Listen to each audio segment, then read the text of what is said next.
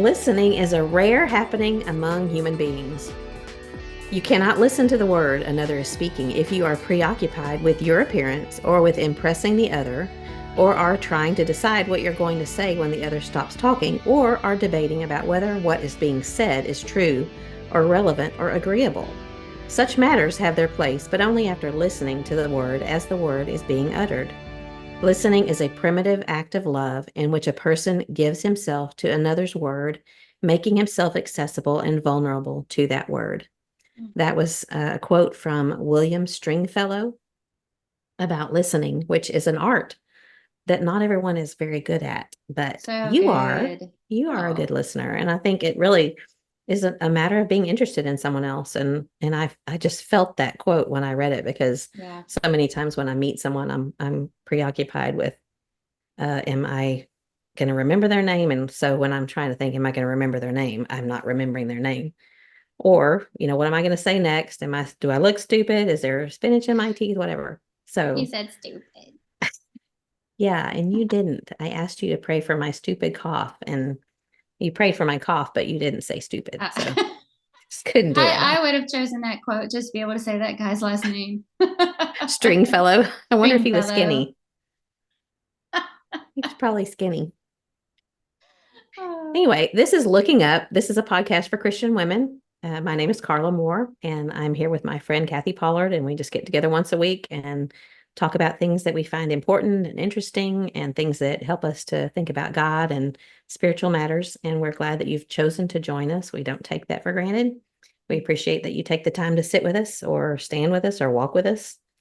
Wherever it is that you're listening, we're appreciative of the time that you spend with us. So, what is going on in your neck of the woods? I sound like Al Roker. Do you know who Al Roker is? the weather guy from the Yeah, Today Show. that's what he says. Yeah. This Yeah. is what's happening in your neck of the woods. That's right. I forgot about that. Hmm. I actually thought about you the other day.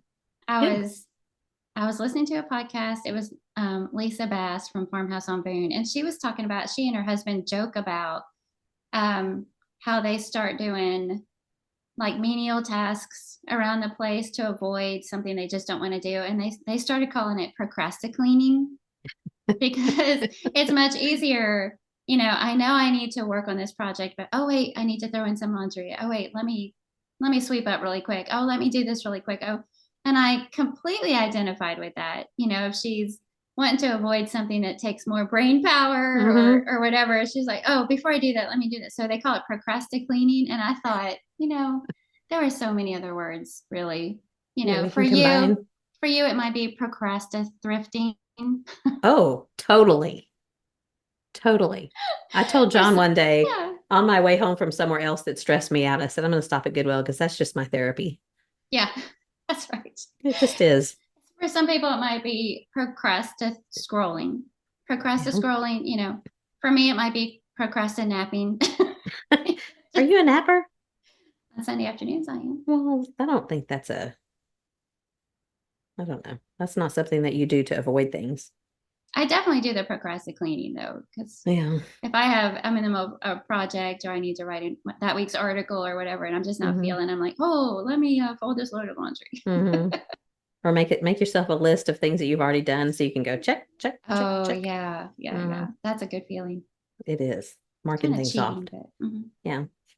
Well, so what's going on around there?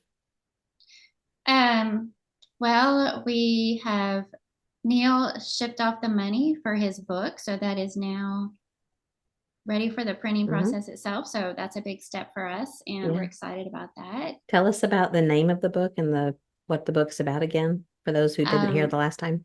it's called In His Line of Work, and it's specifically geared toward people in ministry, but it looks at Jesus and his 3 years of ministry and how he interacted with people, what he did in his personal time, how he balanced out his life. It's just all these different areas. Hmm. And so that's what it's about. Anyway, we're excited because these are all big steps for us. It's just, I think I mentioned this last time. It's just one of those things that we talked about for so long and never did. It just feels so good to actually do it, even though we still don't know what we're doing. There's a huge learning curve. I Hmm. have huge admiration for people who actually do this and know what they're doing. Well, they started where you did at the beginning, and you Yeah. just figure it out as you go, I'm sure. Do Yeah. you have anybody you can talk to that's in the same kind of line that can advise you, or you just going out all out on your own?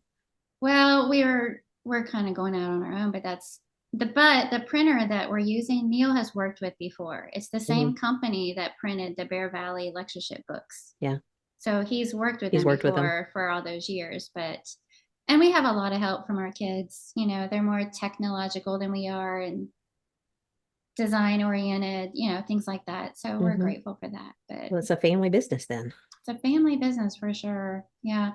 It's, the whole you can't teach an old dog new tricks thing. Sometimes I really feel that. And yesterday I refreshed my pedicure and I went with Jennifer Harrison again, only this time she brought a friend of hers. Hmm. And this lady's name is Anna Babb, and she and her husband Tavius are brand new at Lehman Avenue. So likable. Have you ever met like a couple and you're just like, they're so likable.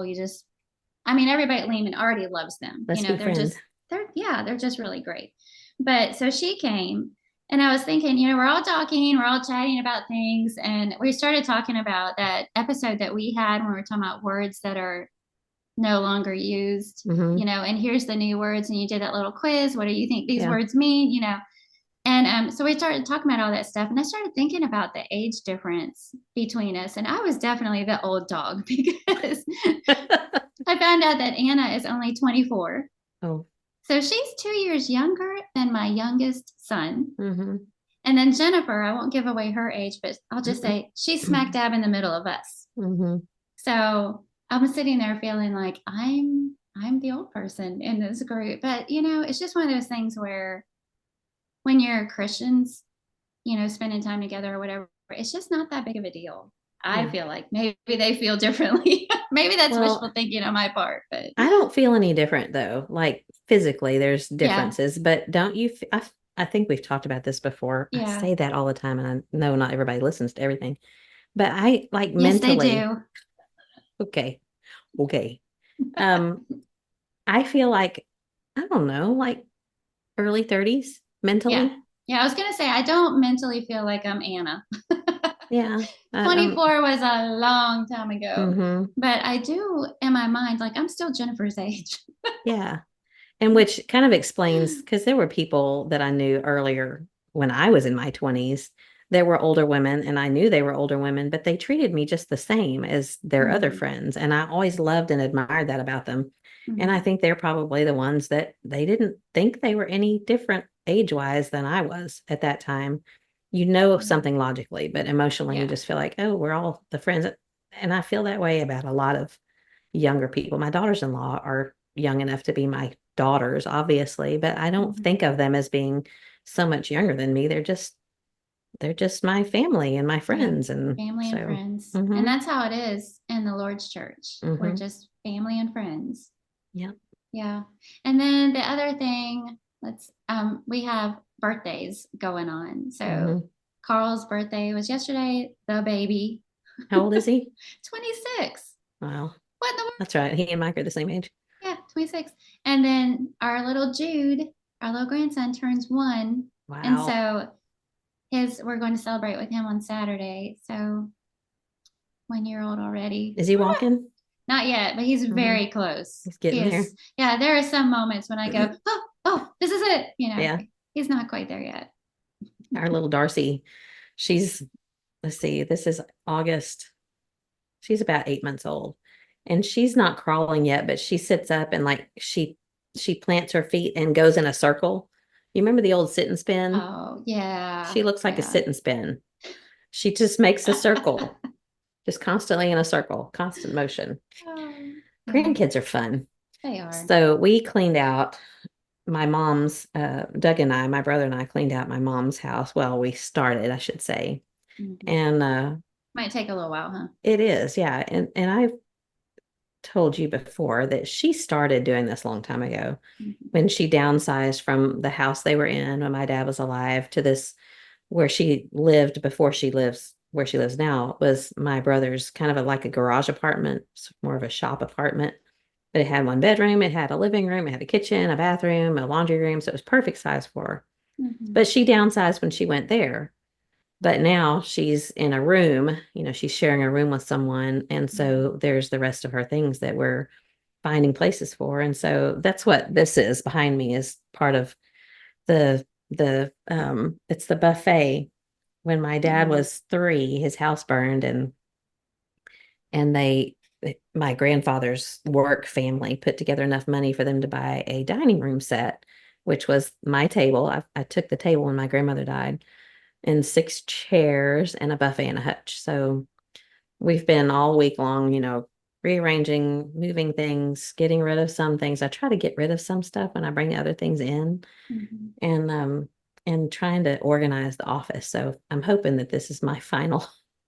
You said, "Oh, you've got a different background." I'm hoping this is my final background I for the also said podcast. people probably watch just to see your background because Yeah. mine is always the same. There's nothing exciting there. But I love that yours is the same. It's like when I was thinking about it earlier this week, I was thinking, I can count on her to be in the same place at the same time every week. And that's reassuring to me. I don't know if reassuring is the right word, but anyway, no, it's not boring. I'd love that. Well, it's But neat that all three of those pieces are together again. yeah, and that was kind of the thing I was hoping, really hoping that I could keep them together. Yeah, The table's that's kind of worn special. out because we've used it for, oh, almost 30, no, 25 years, I guess. And, Oh, lots of football players and boys mhm. and Yeah. birthday parties and all like youth group things. But the Buffet and Buffet and Hutch, they are in much better shape. So I'm excited to use those. It's But we went beautiful. through tons of pictures, Mm. Did you and cry? there was a few things that I found. There was one that I found of, well, my mother used to make collages. She would go through all of her pictures and she would cut out faces. The first one she did was for my grandmother, her mother, and I'll try to put up a picture of it next week, but all of the people, her children, her sisters, her grandchildren, nieces and nephews, and their little tiny faces. And then she just covered like a piece of poster board with them. Mm. And um, she did that for my grandmother, and she loved that. And then she did one for Jackson and one for Emmy. And then after that, it was just a little too much. But I remember Jackson being like, I don't know, 15 months old, and he was toddling around. And for some reason, his collage was leaning up against the wall, and he just squatted down and he sat there for like 10 minutes just looking at all of the faces on that collage. Oh. So it's a neat thing. It's a good way to Mhm. use your pictures and not have all of the actual pictures. You have them on a piece of, poster board.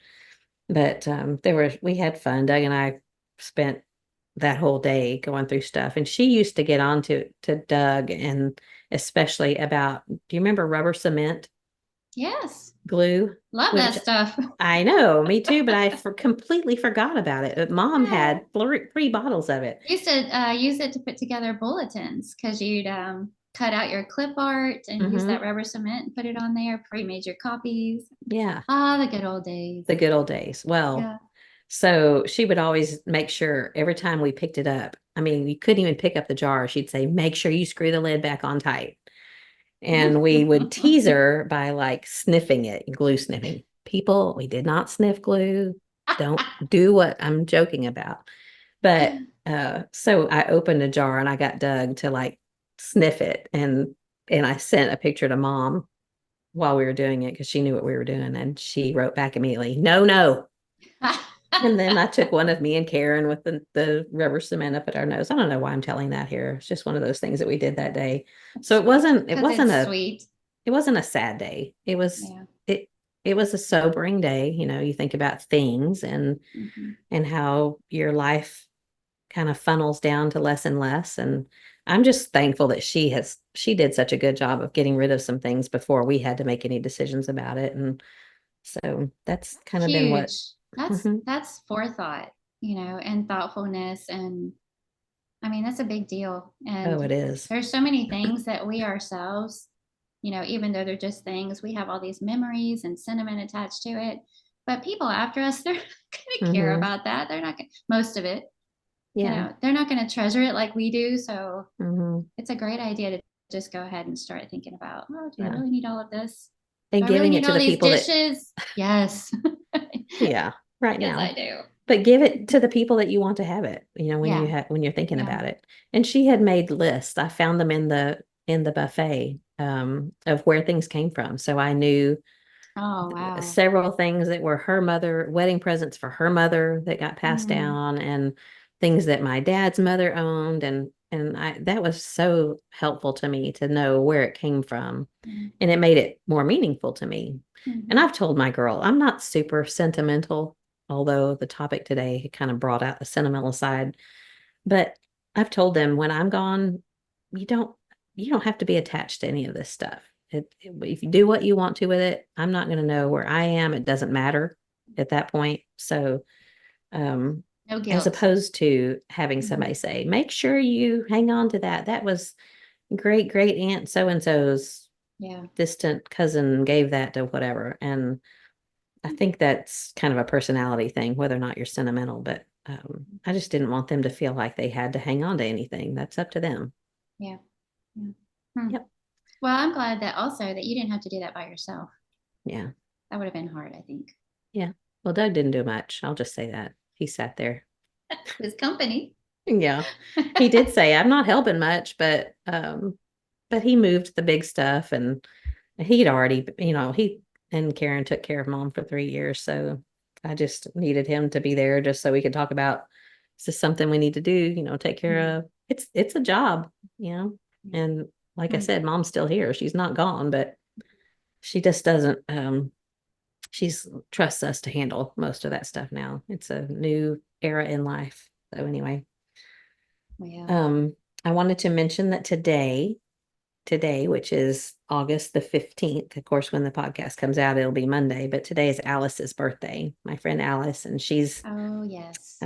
she is post stem cell transplant, and it's been rough.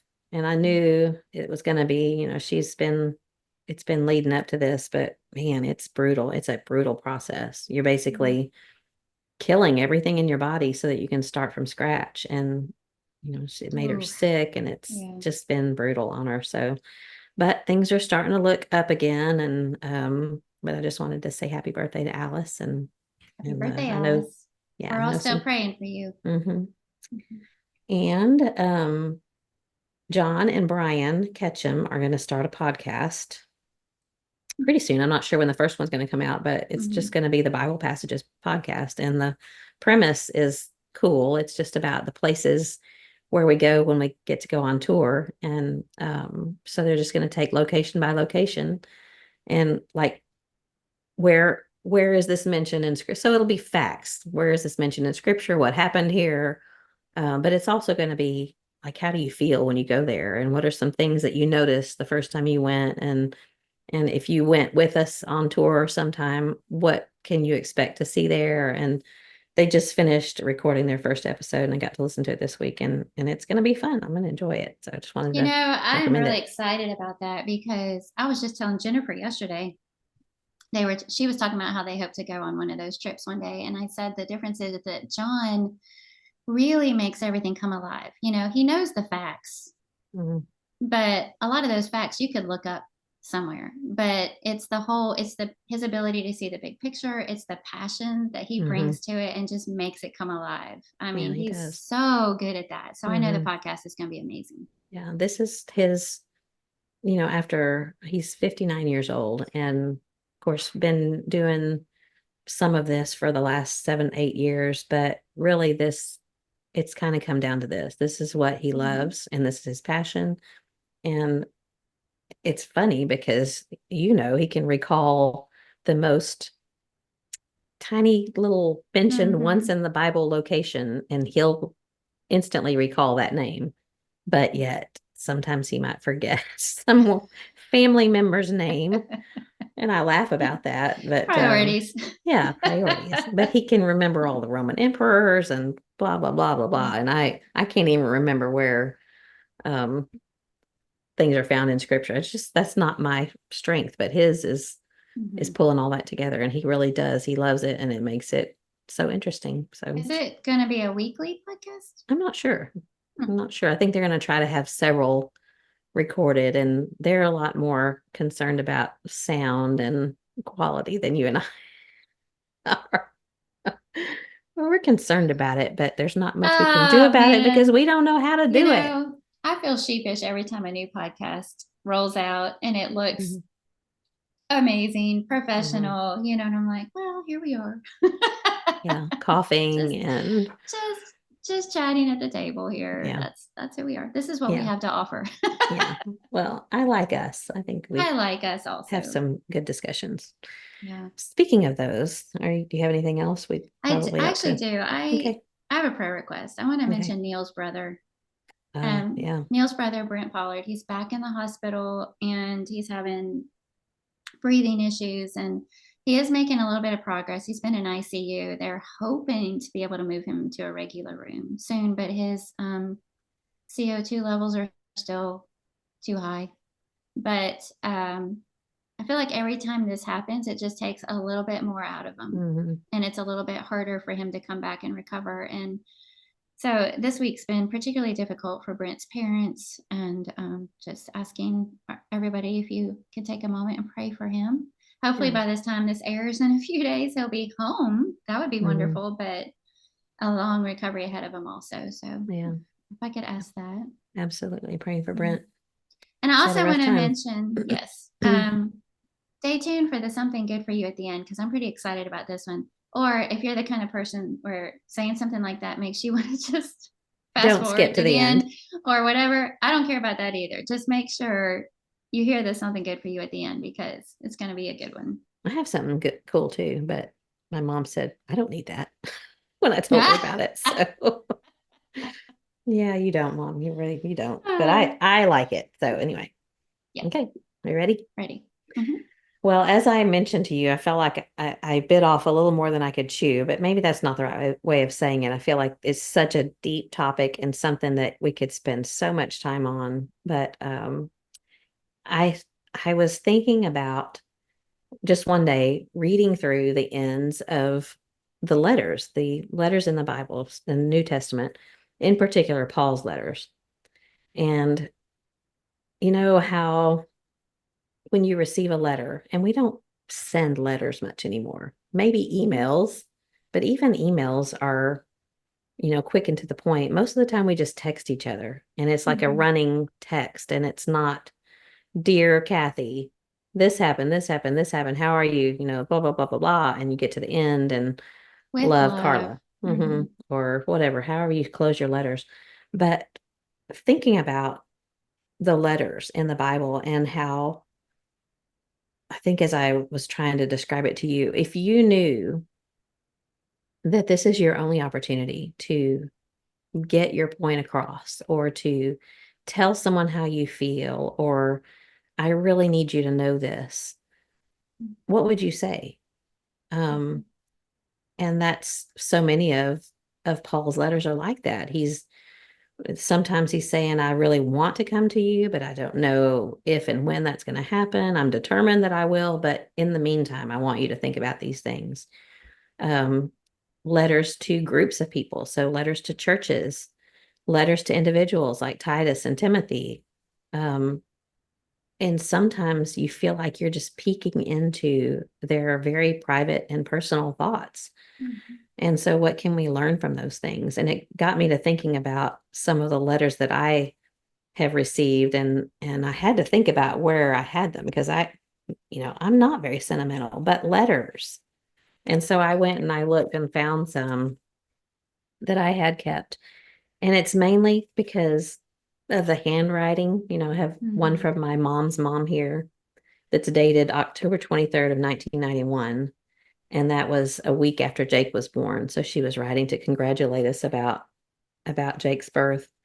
But I slightly beside the point, but she at the very end of this letter, she said, you kind of had to know my grandmother. She was funny. She was very just funny, and a lot of I don't know, she was a great woman. She said, I hope you can read this sloppy writing and can make out Misspelled words. Haha. Looks like I'm going to have to confess. Dot, dot, dot. I'm a old biddy. And then she said, kiss the hunk for me. The hunk would be Jordan, because that's what she called baby Jordan. Kiss the hunk for me. Remember me to him. Oh, that just got me. Remember me to him, she said. In other words, don't let him forget about me. Tell him about me, and remember me to him. Just made me smile and cry at the same time. And then I found another one from my mom.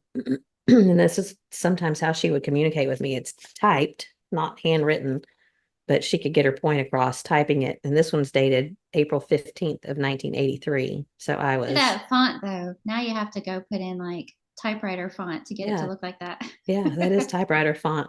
So I was 15 years old at the time. And apparently we had a disagreement because the very beginning, she says, I'm sorry we had to part this morning on such an unhappy note. I don't like it to be that way.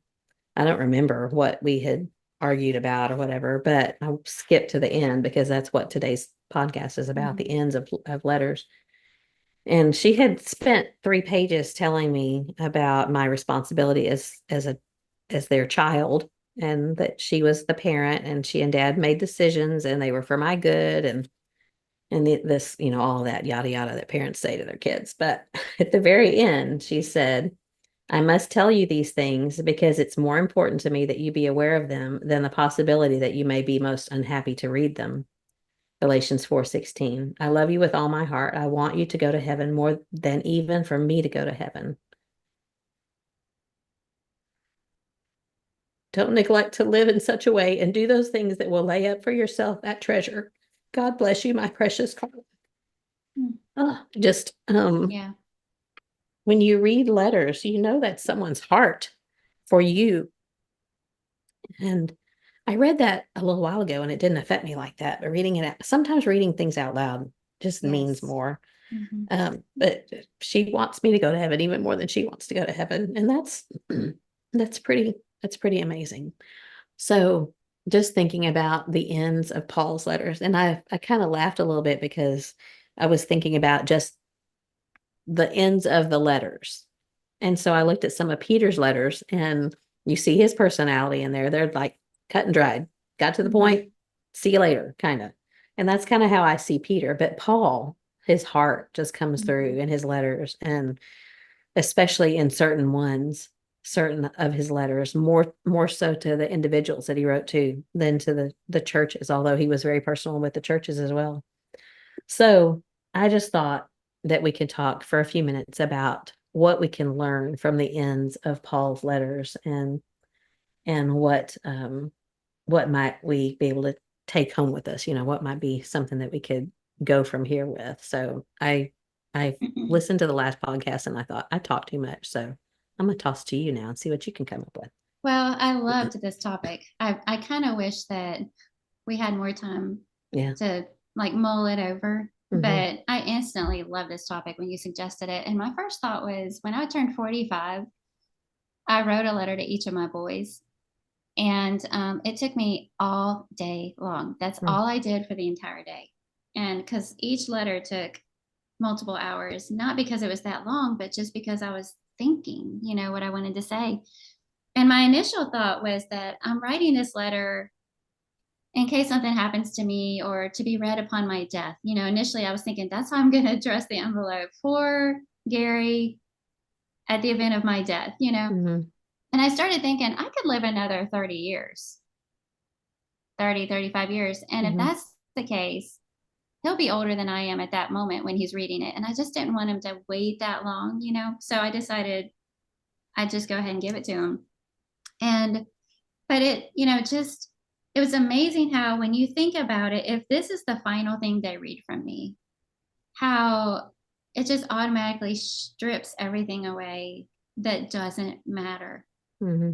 And, you're thinking about them as an individual, their heart, how much you want to impress upon them that they mean to you and what you love about them and what you hope and fervently pray for about them. And it was, by the end of that day I was just exhausted. I mean, I Hmm. was just like emotionally wrung out. I cried through them, Hmm. and And it was kind of funny because I think I mentioned that on here before, but like none of them wanted to read them. In Hmm. fact, I think Dale went like weeks and weeks before he actually even read his. So, but I was thinking about how when you know this might be it, and it really does just kind of call to mind this is what matters, and all these things that we get caught up in from day to day don't. Yeah. You know, it's a really good way. And so when you brought up this topic, I thought, I've never thought about that before, but why don't we do that more often with these letters? I kind of, in my mind, it's like the end of a sermon. Hmm. You know, when the preacher When starts going everybody's in the, gathering their books and yes, stuff. he starts going into the invitation, and I'm taking off my reading glasses and I'm closing my Bible and I'm putting my pens away. And I'm, like, this is just the wind down to the invitation song. Hmm. Yeah. And I think I approach the New Testament letters that way when I get to the final words, the greeting, you know. And I was so glad that you brought that up, because when I started paying more attention to it, I thought it in a way, it is kind of like, now that we've talked about all this, you know, let's strip out everything away and just Hmm. essentially, here's my prayer for you. Yeah. And so I was so grateful that you brought this up. But I do wish, and I may do that in my own personal studies, camp out with it a little bit more. But I'm excited about it. You had mentioned Paul's heart, and I jotted that down because um, a lot of what he had to say at the end of those letters was the product of him investing his heart Hmm. in them. And he even says in 2 Corinthians 7, verse 3, you are in our hearts to die together and to live together. Hmm. And I thought, that's it right there. That's going to, next time I do this, that's my closing line. You are Yeah. in my heart to die together and to live together. Hmm. That's my prayer. Yeah. There's just so much that he shares.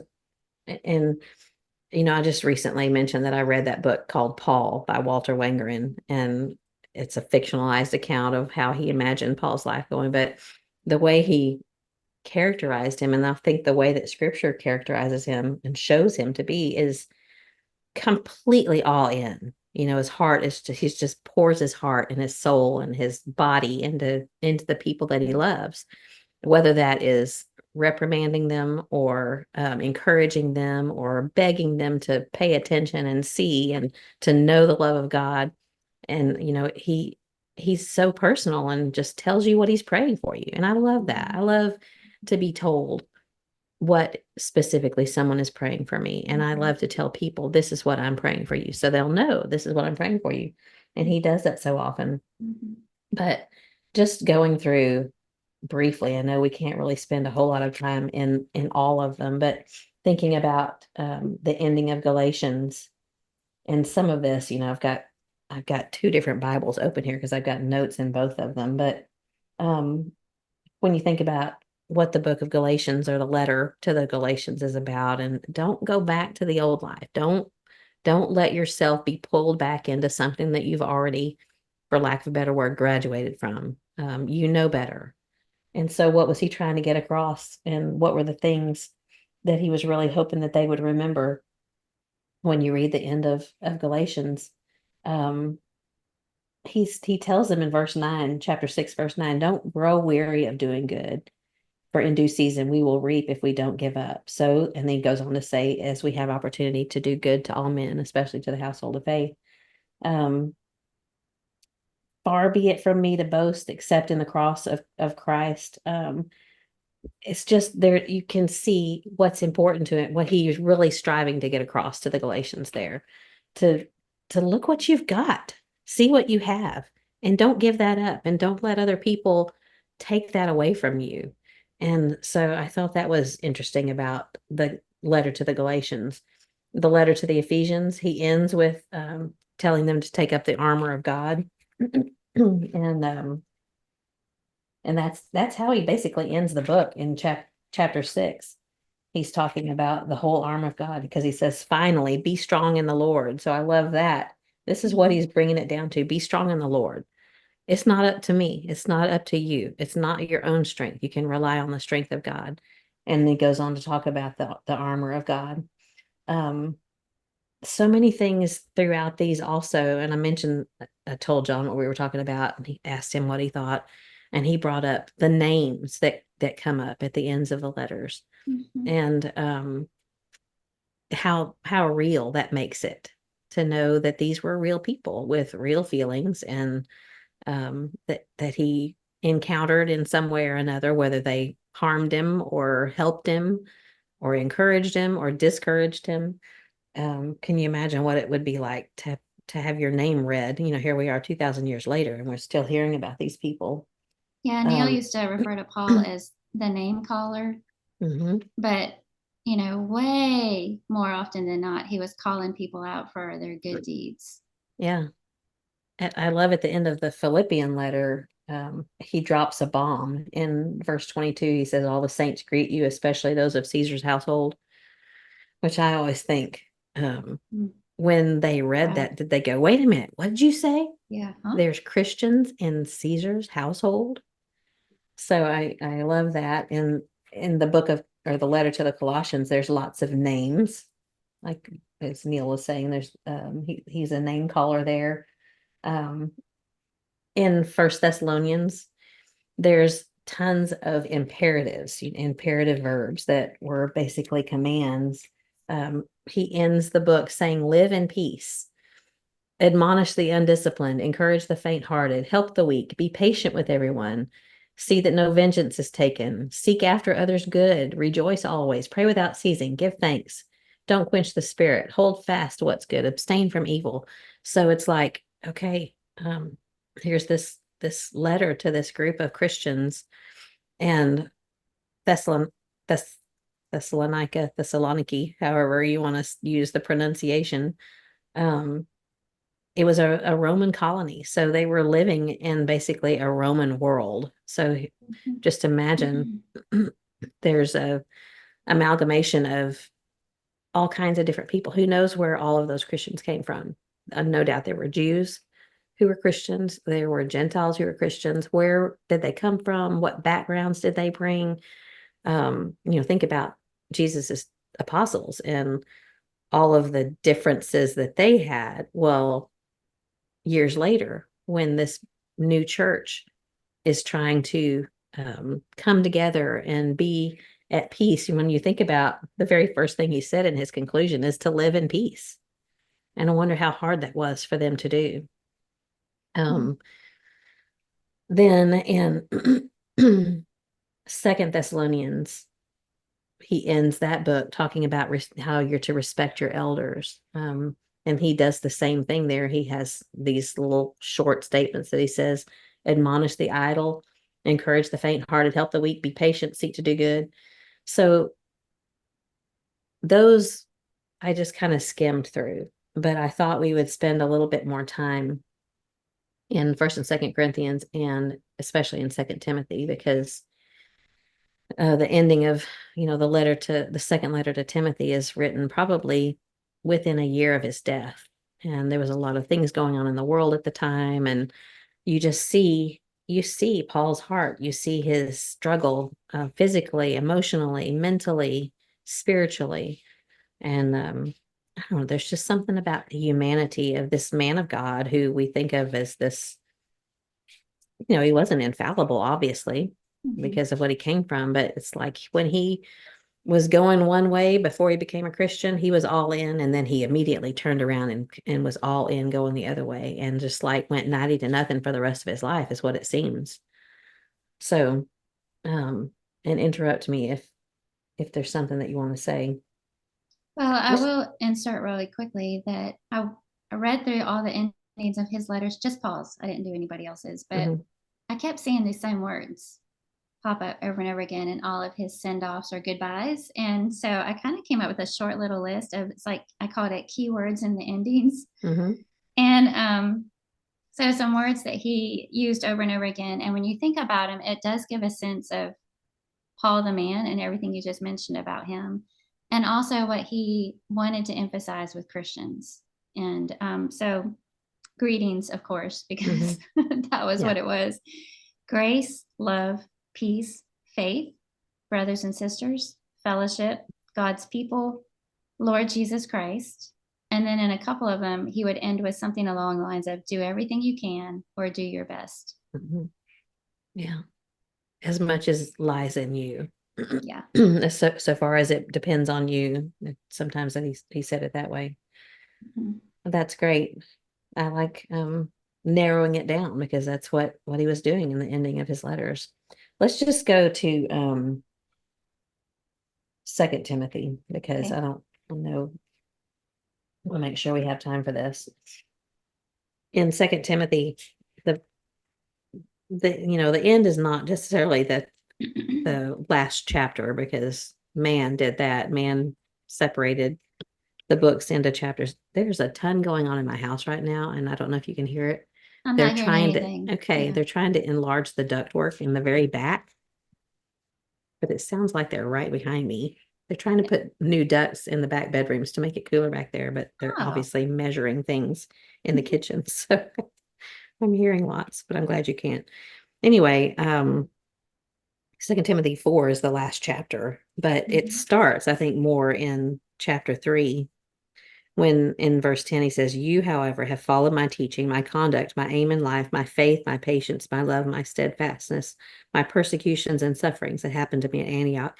So talking to Timothy, who, was his son in the gospel, someone that he was close to, he didn't have a biological son, but the way he talks to Timothy is like how he felt about him. You can just feel his protectiveness and his love and his desire to make sure that he has said everything he wants to say to Timothy because he might not ever get to say it to him again. Mhm. Um, verse 1 of chapter 4, I charge you in the presence of God and of Christ Jesus, who is to judge the living and the dead. So this, how many times have we heard this at the graduations, at the preaching schools? I mean, this was always Yeah. where we would end up at Yeah. Southwest School of Bible Studies at Bear Valley Bible Institute, the very end of their studies, the end of the Mhm. year, the end of the 2-year study program. This is where we would always go because he's encouraging this young preacher Timothy and saying, preach the word, be ready in season and out of season, reprove, rebuke, and exhort with complete patience and teaching. That's the ESV. Mhm. But talk about condensing. Yeah. This is what I want you to do, and this is what I need you to do. This is who I need you to be. Um, and I love, is it first or second Timothy? I think it's in First Timothy where he says, "Oh Timothy, guard what has been entrusted to you." Mhm. I think that's in First Timothy at the end, but I mean, yeah, it is. Um, in the ESV, it says, "Oh Timothy, guard the deposit entrusted to you. Avoid irreverent babble and contradictions of what is falsely called knowledge." I looked at that in the New American Standard, and then I looked at the definition, and it says it means avoid pointless prattle. And when I think about all of the older preachers that I know, and Dan Winkler's, the very last lesson at Branson PTP was talking about peace. And the world needs to know that Christians have peace. And what are we doing as among ourselves? What are we doing to show them that we have peace? Mhm. Because so much of the time we're arguing about pointless prattle. Oh yes. And, without going into all of the ways that we pointlessly prattle, here we are talking about what's most important and trying to narrow down what Paul wanted Timothy to know and what he was trying to get across and what was really important for Timothy to do for the world. And one of the things that he said more than once was to avoid this. In fact, I think he says it at both the ends of both of these letters, to avoid worldly empty chatter. And so I was just thinking to myself, what, in this political season, I know that who is in a leadership position in our country is important. I Mhm. know that God is still in charge of that. But so, you know, I don't want to get into all of the icky stuff that's been going on lately, but I think about the discussion about the Olympics and whether or not um, what was meant by the opening ceremony, or, the latest thing that was said by both political candidates. And when I am on social media and I just see these long arguments about things like that, and I don't want to offend anyone. I don't want to say something that's, I don't want to offend anyone. But I also think, really, Mhm. I know that we're to stand for truth, but there's so much of that I feel like is pointless prattle. Neither one of those things will end up in anybody's goodbye letter. It's true. Remember the Olympics and how, yeah. And I had a problem with that. I don't want anybody to come away with me Right. thinking that I thought that was wonderful and great, because it was Mm-hmm. disgusting to me. Mm-hmm. But I just think so much of what we talk about and so much of what we end up discussing on social media is stuff that the devil wants to keep us busy with, so that Mm-hmm. he can distract us from what's really important. And that's what Paul keeps pulling back to, and he keeps reminding Timothy to remember what's really important and avoid this junk. Mm-hmm. Yeah, And there's a lot of junk, there is a and lot we of women do it worldly, too. a lot of worldly distractions, but that's why the challenge is for us to be the light. And people have their different ideas of what that looks like. Yeah, that's true. Because I know we want to stand up for what's right. Yeah. But there comes a point when all we're doing, was like Dan Winkler was trying to get across in his lesson, all we're doing is arguing and Mm-hmm. disagreeing with one another, and showing that to the world. And obviously I don't think it's possible for us to um just always have rainbows popping out of our eyes, because there are things that we need to take a stand for. But I just think that we really do get caught up in things that don't really matter, and it's pointless prattle. And sometimes I feel like we just like to hear ourselves talk. And we my dad used to say, you don't have to attend every argument you're invited to. You don't Yes. have to, not everybody needs to know my opinion. I Mm-hmm. have one, but that doesn't mean that I have to share it with everyone. Mm-hmm. So that was one of the things that I thought was so interesting to me, that he said that at the end, or he said that in both letters. In First Timothy it's in 6:20, and Second Timothy it's 2:16. Avoid worldly and empty chatter. Um, then I wanted to just read part of Second Timothy, Okay. the very end, beginning in verse 9. He says, make every effort. He's talking, of course, Paul is talking to Timothy. Make every effort to come to me soon. For Demas, having loved this present world, has deserted me and gone to Thessalonica. Crescens has gone to Galatia, Titus to Dalmatia. Only Luke is with me. Pick up Mark and bring him with you, for he's useful to me for service. But Tychicus I have sent to Ephesus. When you come, bring the cloak which I left at Troas with Carpus, and the books, especially the parchments.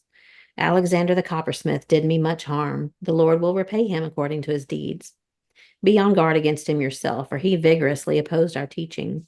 At my first defense, no one supported me, but all deserted me. May it not be counted against them. But the Lord stood with me and strengthened me, so that through me the proclamation might be fully accomplished, and that all the Gentiles might hear, and I was rescued out of the lion's mouth. The Lord will rescue me from every evil deed, and will bring me safely to his heavenly kingdom. To him be the glory forever and ever. Amen. Greet Prisca and Aquila, the household of Onesiphorus. Erastus remained at Corinth, but Trophimus I left sick at Miletus. Make every effort to come before winter. Eubulus greets you, also Pudens and Linus and Claudia and all the brethren. The Lord be with your spirit. Grace be with you. Of course, don't know how to pronounce all of those names. And if I was anyone's just looking sitting for baby here. names, there you go. Yeah, I was just sitting here thinking how brave you were to choose that text because of all those, and you just ran through them No. like this is how you say it. Well, I just assume, but I know I didn't say them right. There's no telling, because you hear things like Thessalonica, whatever it is. But man, you just see so much of his humanity here. And he has just been talking to Timothy about, preach the word, be ready, be bold, be brave.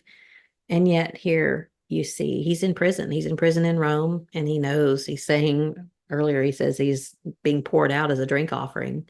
In other words, I'm about to suffer. I'm about to be um, held up as an example and executed. But he's okay with that. But yet you Mhm. see he's he feels forsaken, and he feels like he's been rejected. I need to combine notes from each Bible because I'm looking from one to the other. Um, but where he says Luke alone is with me, Mhm. think about he must have felt lonely in some ways because people that he had counted on in the past had left him. And I think that happens to us, people that we think we really know them and we think we're partners in the work with them. Mhm. And yet we sometimes can be deserted by them. And that's what Demas had done, had deserted him. I don't know the story about the other two men, if they just left because they were no longer in agreement with them, or if they left to go work. I don't know. It doesn't say. Mhm. Um, but then he talks about John Mark, and remember what happened. He had that disagreement. He Mhm. and Barnabas separated because of the disagreement over John Mark, but yet he's saying here, bring John Mark with you because he's useful to me. But it talks about how he must have been cold. It was wintertime. It says, well, it's coming. The winter's coming. Bring the cloak with you and the parchments. You think about that, that's what is going to comfort him. He wants to be warm. He wants to read. And I was reading something about And why a would he cozy ask for blanket in his books? books. So Yeah. what more do you need? He wants to wrap up in his blanket and read the things that bring him comfort. But that got me to thinking, why would you ask for your parchments and your books if you know you're about to die? If it's not for comfort, if it's not just because you need something familiar that's going to be comforting to you. Mhm. And what would your request be if you were in his situation and Hmm. you're writing that letter and you had a couple of items that you wanted somebody to bring to you? I wonder what that would be. I don't know. When you think about Paul and how much he traveled, and he didn't really have, as far as I know, a home base because he went around Mhm. and traveled so much. Um, and things took so long, just incidentally speaking. Think how long would it have taken for someone to bring his cloak, and how far away? I didn't look to see how far away that was. Um, but I heard Mike Vestal give a lesson on this at Discipleship University years ago. And I cried all the way through it because I'm thinking about Paul. Here's Paul at the end of his life, and he's feeling deserted and forsaken by people, but yet at the very end, he's talking about how God stood by him and strengthened him. And how do we feel that way? I think sometimes I depend too much on John. He's my comfort. Yeah. Um, he's the one, talk about what would you want? He's pretty much, that's what I would want, is for him to be there. Don't need anything else. But Paul relied on God, and he had that rock solid faith that God would strengthen him and take him through anything, knowing that you're about to die, and not just die, but die painfully and probably publicly and shamefully. And yet Mhm. he was confident that God would take care of him. And I was impressed too that he said, um, don't hold it against them. I missed somewhere in there. It says, don't hold this against them. He was forgiving even, 16. Yeah. yeah, may it not be Mhm. charged against them, because he loved the church. So I just thought that that was so interesting, thinking about the end of Second Timothy and how he felt about his son in the gospel. Um, in let's see, where else did I want to go with this? But he basically is telling him to keep going. And he's talking about the crown that he's going to receive. I have too many notes, but he's talking about how God is going to reward him. There's a crown in my future.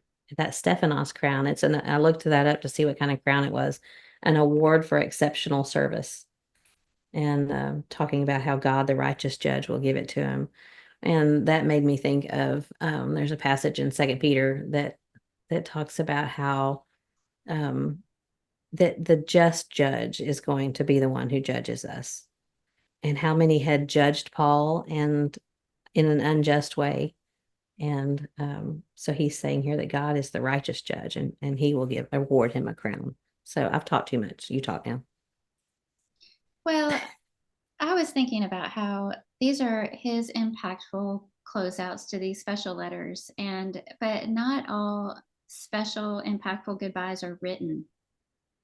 And when you look at the different examples that you've mentioned, this one that you just camped out in was to an individual and somebody that he loved, served alongside of, had worked with in ministry. And some of the others are congregational, to a group of people and a body of people. Mm-hmm. And,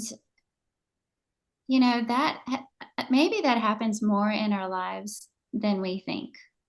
And those opportunities, maybe some of them have been overlooked or missed opportunities to leave something special or impactful in a goodbye. And I started thinking about, for me and you,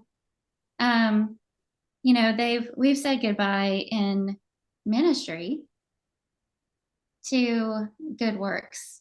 And, we were in the Richmond area for 12 years. We were in Denver for 13 years. And when it came time to leave that work and say goodbye, that's an emotional moment, but you start thinking about, what do we want to say when we leave? And you think about all the things that you experience together as a body. And we don't even have that, Paul, we're definitely seeing his humanity in his closing remarks. We definitely see his humanity, but he was also inspired. And we don't have that to draw on, but you still think about things that you want them to remember, and or you want to remember, or you look back on the regrets that you might have. Maybe there are some unresolved things or things that I need to apologize for or ask forgiveness for. You start recalling our time spent together and serving together in the body of Christ. And when you leave a work, usually there's the goodbye dinner or party or whatever it is. And there's kind of a congregational goodbye and then all the individual goodbyes. And as you're hugging each person, you're recalling scenarios and situations and thinking about I'm saying different things to this person than I am to this person. And then you're thinking about the relationships that you built, the annual events that you served alongside in. So much goes into that. And that's a result of doing Christian life together. But just like with Paul, they're not always congregational. Sometimes they're individual. A dear member of our congregation just passed away. And as it was getting near the end, her family knew that. And I can't even imagine what was said behind closed doors in that hospital room, after decades of being together. But we knew how we felt by how she impacted us and what we wanted her to know. This is how we saw you, knew you, loved you, appreciated about you. Or I was thinking about mission trips.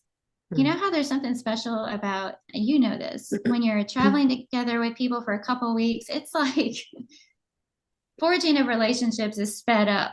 You have a unique opportunity to get to know those people much quicker, much faster.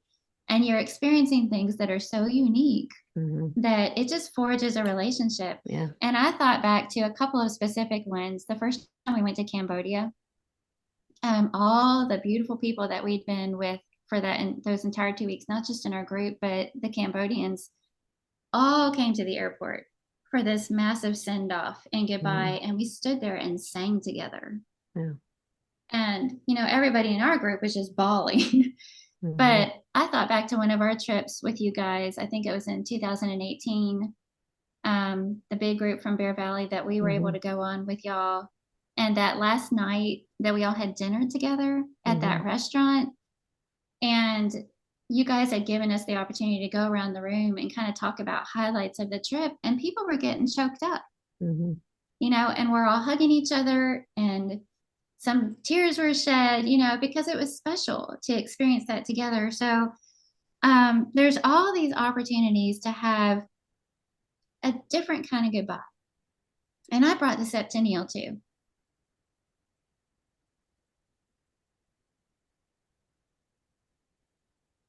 He mentioned his brother, Mm.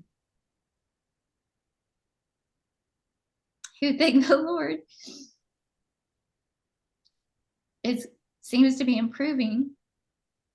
But he said, I can't help but think about what I want to say to him, what I want to express to him, and what he means to me. But all of these goodbyes that Paul had were a direct result of his willingness to open up his heart and have relationships with people Mm-hmm. and engage with people. And I know I sound like a broken record, probably because I feel this tendency in my own heart to struggle with this. We cannot close ourselves off. We cannot isolate ourselves. Mm-hmm. We are about people. Mm-hmm. And, whether it's the people in our church family, in our own families, in the community around us, it's the joining hands and serving together, serving God, not in these huge ways, but in our daily shining the light, like you were talking about, seeing what's real and what matters, doing that together. That's what builds all the momentum that leads up to these very special, very meaningful closing words or goodbyes. And we rob ourselves of this when we're keeping our hearts guarded or closing ourselves off or putting up walls for whatever reason. Absolutely. And you think about, and not all of the endings of these letters are about goodbyes, but a lot of times they are. I was present for the death of my father-in-law, and my mother-in-law. And of course, at the very end, for all of them, they were not verbal, but especially with my mother-in-law, I knew she could hear me. And she'd had a stroke, and they say, the hearing's the last thing to go. And so she and I had a great relationship. I didn't have any apologies to make to her. But in those moments, it's like everything unimportant flees. Everything that doesn't matter is gone. What's the most important thing I want you to know? And it's that I love you. And that it's that you changed my life in the way that you raised your son. And when you're kneeling next to someone's bed and she's not talking back to me, but I'm speaking into her ear and thinking it's a rare opportunity to be able to say goodbye to someone, because you don't always know when you're going to say goodbye. But all of those silly things that happened over the lifetime, our marriage. And again, we had a great relationship. It's not like I had these pent up resentments. It wasn't anything like that. But the only thing that I wanted to say to her was how much I loved her and how much she made a difference in my life, and how grateful I was to her for how she raised John. And so when you're talking about Neil and his brother, and when you have the opportunity to be able to think about saying the possibility of saying goodbye, and I knew it was going to be saying goodbye to my mother-in-law, but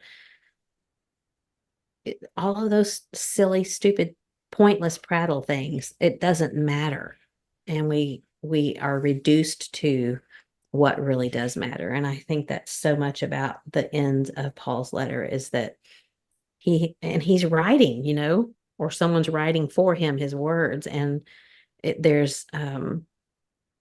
it's not like an email that can go on and on and on and on and on. It's parchment or whatever he's writing on. You have limited space, limited time, limited ability to say these things. So what are you going to say? It makes me think about when Paul said goodbye to the Ephesian elders and called them to the ship, and they all knelt down. And I picture that scene in my mind, what it was like with this ship waiting to go out on the sea, and Paul with those elders that were so dear to him, and what they said, what he said to them, and how he charged them to be careful and to watch over the, that was his, he knew he wasn't going to see them again. And what did he tell them? He said, watch over these souls that are so precious and make sure that you guard what's been, like what he said to Timothy, guard what's been entrusted to you. Oh man, that entire beach scene Mm-hmm. gets me every time. You can see Paul's heart and know he had a wonderful relationship with those men. Yeah.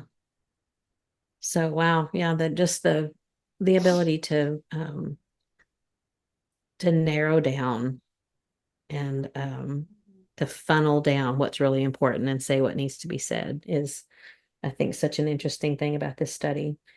Well, and what a So, huge takeaway in the relationships in my life. If there are some that aren't where I wish they were, mm-hmm, that aren't what I had hoped they would be. And if you had an opportunity to write your goodbye letter today and think about what you would focus on, how amazing all those little petty things that we hang on to or get uptight about mm-hmm, just kind of melt away. And you're like, actually, this is truth and this is real. And the challenge is to maintain that kind of mindset. I read across a quote or saying not too long ago that said, if you knew you were dying, not to be morbid here, but if you knew you were dying, would you be kinder, mm-hmm, gentler, more patient? Well, you are. you know? mm-hmm, And it's that whole, you know, making the most of opportunities and treating the people that God has placed in our lives in that way, mm-hmm, and obviously real life and laundry are there, mm-hmm, and bills and the news and you name it, it's all around us, and that's our constant challenge. We live in the world, but just taking on that challenge of remembering what really matters, and if I were to lose somebody unexpectedly without that opportunity to say goodbye, was I able to still impact on them how much I love them and what I appreciate about them and what I'm thankful for. mm-hmm. Yeah.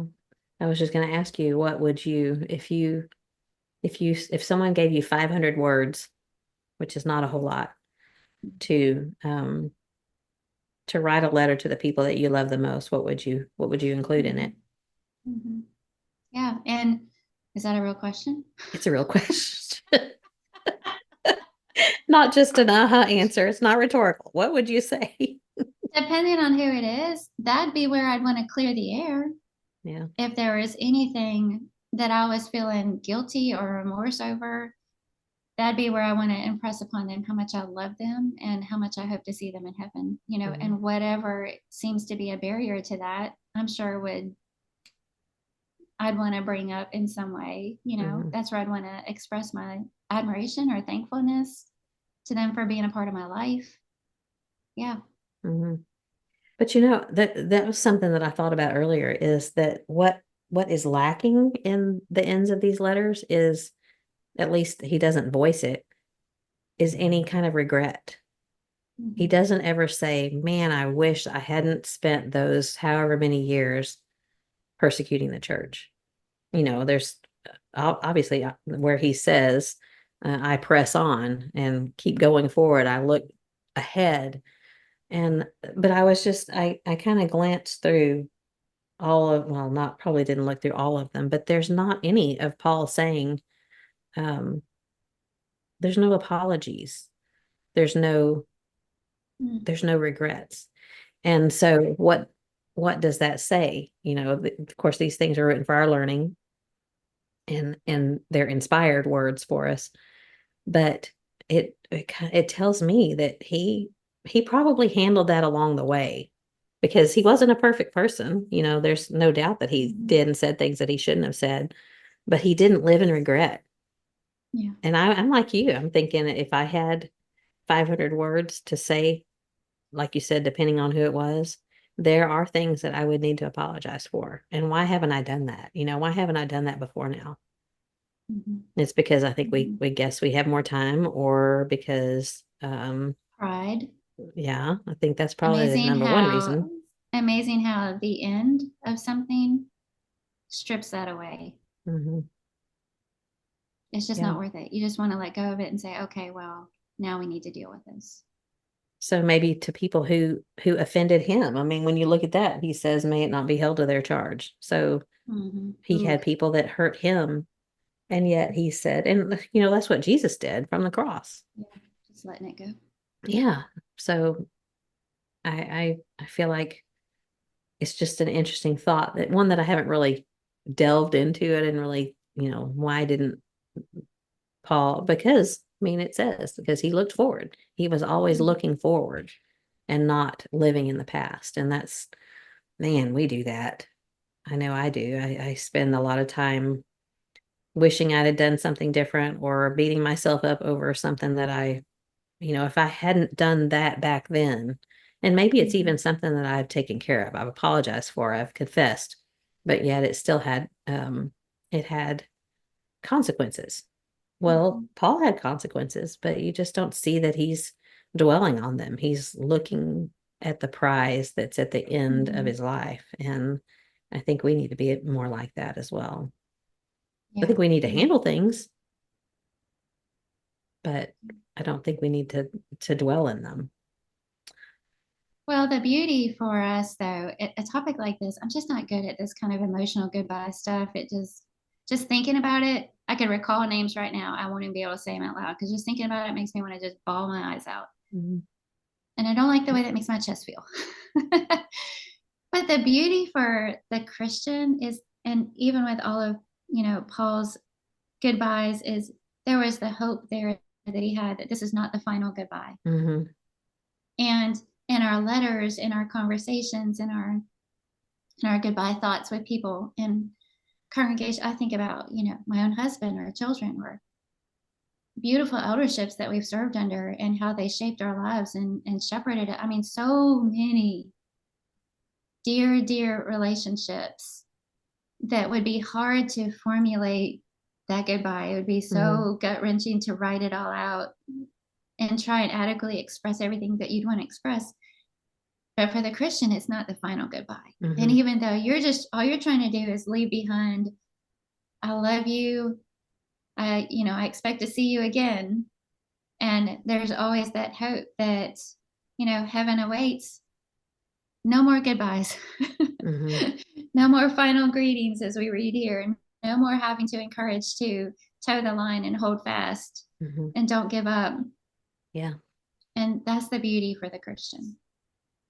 Thinking about that trip you were talking about in 2018, that that trip always felt like just a bunch, 45 of your best friends traveling together and seeing Mhm. where Jesus walked. And it's one of those things that will never be recreated. I mean, it will be, the other trips will happen, and other trips Mhm. have happened for us that have been so enriching, and the relationships are always the thing. That's what I look forward to the most about those trips. But that one will never be recreated, because you'll never Mhm. get that exact group together again, because people will die. People will not be able to go when the other people are able to go. It will never happen like that again. But we have heaven to look forward to. And I'm so desperately sad for people who don't believe in that, who don't have that conviction and that confidence that we don't have to say goodbye eventually. Mhm. Um, and that was, that you're talking about, that fair, we call it the farewell dinner. It was, I remember that night feeling like I've got to say goodbye to my best friends, and they're all going home, and we'll never do this again. We'll never have this again, but we will have this again, and it'll be even Yeah. better, because in that reunion, the final reunion will never end. We will never have to say goodbye. We will never have to talk to each other about our loved one who's going through cancer or divorce or all of those pains and all of those hurts that we go through here on this life, in this life. In that reunion, that will be the ultimate. And what a blessing to be able to look forward to that kind of reunion in heaven where there won't be any more endings, no more endings. And that's the big blessing. Neil went to a family reunion several years ago. They had a big turnout, and he said that somebody stood up at the end of it and addressed everybody and said that this group will never be assembled again, exactly like it is, for the very same reasons that you just mentioned. And he said, let's all live in such a way that when we gather together again at that family reunion, we'll never have to say goodbye. Mm-hmm. Yeah. Well, anyway, let's move on. Yeah. That isn't exactly what I mean. I wasn't exactly sure where, because theologically, I can't present scripture in a way that I want to, but I can read it and study it myself and encourage other people to do that. And I thought it was just such an interesting thing to me to look at the ends of Paul's letters and to know I just think he's my favorite Bible character. Peter's right there too, but to just know the intensity and the love that he had for people, and you can just feel his um intentionality. I had to use that word because we have to use it in every episode, but you can feel that need that he has to get his message across. And so when you think about, here you have you're winding up your letter, what are you going to say that's most important? And of course, you have to reprove and rebuke, you have to do those things, but always in love, and love the souls of the people that you come into contact with. And you can just tell that Paul was like that. So I think that's what I want people to come away from this episode with, is to open your Bible, to look at the ends of Paul's letters. And I think it would be fun, interesting next week to have a discussion, if we can, in the group, about people, if they'll open up and look and see and observe and do some study on your own and see what you come away with from the ends of Paul's letters. I think that would be fun. Yeah, and we could probably even choose certain phrases that he used and think about people in our lives that we probably need to say those words to. Yeah. That's a good idea. Well, it's been I didn't expect it to be emotional, but that happens sometimes. And it's a good thing for us to think about sobering things like that. I think it really is valuable. I need it because sometimes we just fly through life busy, and we don't think about what's really important. And that's what this is about, thinking about looking up and looking to God. So hopefully we've done that for those of you who are listening this week. Do you have anything else you want to mention about the topic? Okay, no, but I want to thank you for it. I think I needed it. It was really good. Thank you. I needed it too. I need to do more of it. I need to look into it more. Do you have something good for me? Is it really cool? It is. Okay, you can go first. So there's a new magazine for Christian women coming out. And I haven't heard about this. Well, I don't know, Carla Moore. It's by Natalie Hammett, and I've known her since she was younger. She was Natalie Jackson. She's one of Jason Jackson's daughters. I know Mark, and yeah, I know her in-laws. Okay. Yeah.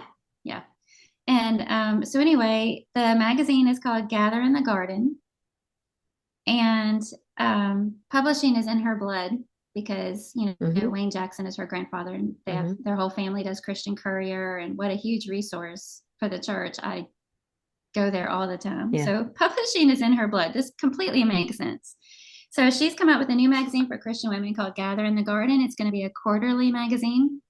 And she says this is her words of what it'll cover: our homes, our hearts, and our habits. And you can look it up on social media, on Facebook and Instagram. She's got pages for the magazine, and you can go see even the first issues coming out in October. You can even see the different article titles of what will be covered in there and some little fun things too. Um, you can pre-order for the first issue starting August 23rd. So what's that? A little over, well, soon by the A time week this away. airs. Yep. And if you would like to get 15% off, you can visit her Facebook page, which is called Gather in the Garden, or you can visit her on Instagram, Gather in the Garden Mag, MAG for magazine, Gather in the Garden Mag on Instagram. And if you go to Instagram, just DM her the word waitlist. And you can look and see how you can get an opportunity to get 15% off the first issue. So anyway, go check it out. I'm so excited about this. It looks, just the little snippets I've seen of it, it looks like it's just going to be visually appealing, you know, just really tastefully, beautifully done. But also, I'm sure the content will be rich. So Well, I'm two of your excited about favorite that. things, gathering and gardening. Exactly. So I'm going to be praying for her efforts. I'm thrilled that I know it's a huge monumental task, and I'm thrilled that she's taken it on. So. That is daunting. Quarterly Yes, is a little better than monthly as far as having to come up with content, but well, more power to you. That sounds great. Yeah. Sounds very interesting. I'll share the links to the pages and things in the group so that people can go get some more information. Good deal. Sounds good. Yeah. What you got? All right. Mine is a thing. You know what this is? If you're watching, you can see. It's a hat. No. It's a crochet doodad. No. It is a pasta press thing. No. I don't know what it is. This is a chicken shredder. It's a chicken shredder. Okay, if you're watching, you can see. What in the world? No, this is what Mom said. I don't need that. Well, no, you don't need that. I don't need it, but I really like it. So I do a lot of things that need shredded chicken, like chicken salad or chicken soup or chicken casserole, whatever. Chicken pot pie. So you cook your chicken, however you're going to cook it. You boil it, bake it. Can you cook it in there? No, you cannot cook it in here. This is post cooking. All So right. then these are like little spikes. They're not super sharp. Like I can't, but they're pointy. So you cook your chicken and then you plop your chicken in here, you know, scatter it around. And then this side also has spikes on it and you put it down on top of it. And then you do this and it shreds your chicken. I'm wishing for a real demonstration here. Well, next time I do it, I'll video. Yourself. Yes, and put it in the group. I have to admit, when you first said this is a chicken shredder, I pictured a live chicken. That's why I was like, what in the world? Because we are not that kind of podcast. Chickens, and that's just where, because there's chicken pluckers. Oh, this is cooked. Call it a cooked chicken shredder. Yeah, but it really is, it's fun and it's handy. And I know you don't need it because you can use 2 forks, but I never can get it like completely shredded. It always ends up like if I make chicken salad, I want it to be really, really shredded. And I can't do that with 2 forks. You can do it with your mixer, but then if you do it in your mixer, it comes out like pulp, you know. Is that dishwasher safe? Yes, it is. Nice. Seems like that'd be a fun thing for kids to help with. They're cheap. Let them cheap baby chicks. Oh, that's a mental picture I did not need. So they're cheap. They are CHEAP, like $10 on Amazon. And yes, you have to store it somewhere. I'm thinking of all the objections my mom would have. I don't have anywhere to put that. I don't need that. I can do it with some other, but no, but I like it because it gives the exact consistency. I don't know if that's the right word when you're talking about cooked chicken. The right whatever. It just gives it the right thing. I have to say, you look skeptical. Some money because no, I'm thinking, do I need this? Do I? No. But I keep buying things that you mentioned. Well, I didn't need that popcorn popper, but I like it. Isn't that cool? Yeah, it is. You can even serve it in that bowl. Yeah, we made some last night and it put too much in there and the lid came off in the microwave. Oops. We made some last night too. But I got that projection clock. Yeah. And we ended up getting one for Carl for his birthday. And he sent Mhm. us a picture the night he used it of the time on the wall. And his time looked like this big. Well, Neil angles it Mhm. across. So it's not right above us. It's on the other Yeah. side. And it's On big. the, and it's, are like ginormous. And I feel like it's a Batman time or something. You know, if I turn over and I glance up, it's like, it's 1:23 in the morning. Yeah. Well, you don't But have it to is neat. project It it is neat. across the room. Yeah, I Well, like he that. does. He does. They're Yeah, well, I huge, bought but the yeah. under eye brightener, except I think I bought maybe a little too dark shade because I don't know if it's brightening or if it's darkening. Do I look like I have dark circles or bright? You're just shining so Okay. nice and bright.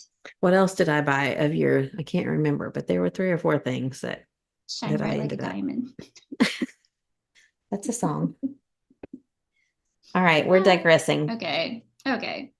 Well, thanks Good for all of your conversation. input. It was a good conversation. I wish I could present that stuff biblically the way I want to, but I love that you and I can just talk about things that it helps me to work through things like that with you. So Mhm. I appreciate it. It was I good. thought you handled it very biblically. Well, thanks. That's what a good friend says. All right. So for those of you who listened in this long and listened to our hopefully it was not pointless prattle, palavering, or whatever it is that you call it. But hopefully it is something that will encourage you to open your Bible and to look up, to dig a little deeper into scripture, to see these people that you read about in scripture. They really were real people that lived years ago, and they suffered through some hard things like we are. In fact, they suffered through things that we probably never will. But they lived as an example for us, and we can learn from them. So what can you learn from looking at the ends of Paul's letters? I know that I have learned a lot from Paul himself, but in particular from the ends of his letters. So it's been a good discussion, and I thank you for your input. I hope that all of you who are listening will go over and check out our group on Facebook called Looking Up with Kathy and Carla. We're also on Instagram. And I will be at Polishing the Pulpit next week. So when this comes out on Monday, I'll be there in Sevierville, Tennessee, and we'll have a booth again. Would love for you to come by, and hopefully I'll meet you, but sign our poster again. I'm going to print out another poster. So I'd love for you to sign it. And I'm hoping, should I say it? Sure. I'm hoping I can get Kathy to come over for a day if we can work it out so that maybe we can have a meal together and get anybody who might want to join us. We're going to try to work that out. So Yeah, I'd love to do that. stay tuned because I haven't seen you in a long time and it's time. So, Yes. all right. Well, it's been good. I love you. And until next time, Keep looking up. okay. Love you, friend. Love you too. Bye.